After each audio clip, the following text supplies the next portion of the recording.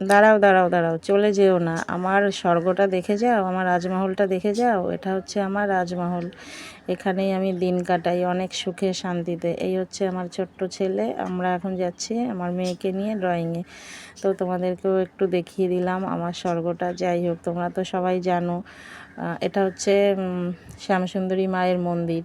আমার বাড়ি থেকে 2-3 মিনিটের দূরত্ব। তো তোমরা তো সবাই জানো ইউটিউবে টার্গেট পূরণ করতে হয় 1 বছরের মধ্যে 1000 সাবস্ক্রাইবার আর 4000 ঘন্টা কমপ্লিট করতে হয়।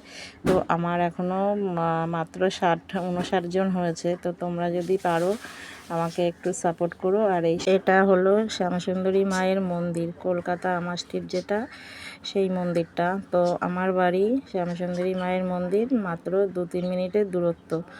এবার আমি চলে যাচ্ছি আমার মেয়েকে ড্রয়িংয়ে দিতে কলেজ স্ট্রিট। তো এই যে রাস্তার পাশে যে দোকানগুলো দেখালাম, আমার স্ট্রিটের মোড়ে ফুচকার দোকানটা সামনে আছে, তার পাশের দোকানগুলো থেকে তোমরা নেবে। ওরা খুবই গরিব, ওদের থেকে নিলে ওরাও দুটো পয়সা পাবে। ওদের তো আর বাড়ি গাড়ি করার আকাঙ্ক্ষা নেই, ওরা শুধুমাত্র পেট চালানোর জন্য চেষ্টা করে। আর তোমরা যদি কেউ খাবার দাবার খেতে চাও তো এখানে আছে কচুরি, সিঙ্গারা, মিষ্টি, অনেক কিছু পাওয়া যায়, তোমরা নিতে পারো। আর তোমরা তো সবাই জানো ইউটিউবে 1000 সাবস্ক্রাইবার আর 4000 ঘন্টা কমপ্লিট করতে হয়। তো আমি এখনও পারছি না, আমার 6 মাস হয়ে গেল। তো তোমরা সবাই যদি একটু সাহায্য করো আমার মতো মানুষকে, তো খুবই ভালো হয়। তোমরা তো জানো সবাই একটা আশা নিয়ে আসে, সবারই প্রয়োজন আছে। এক পাল ভেড়া নিয়ে গেল, তোমরা দেখতে পেলে। আর এই দেখো কলকাতায়ও গরু পোষে মানুষ, দেখেছো? আমার ছেলে গরু খুব ভালোবাসে, তাই দাঁড়িয়ে বেশ অনেকক্ষণ ধরে দেখছিল।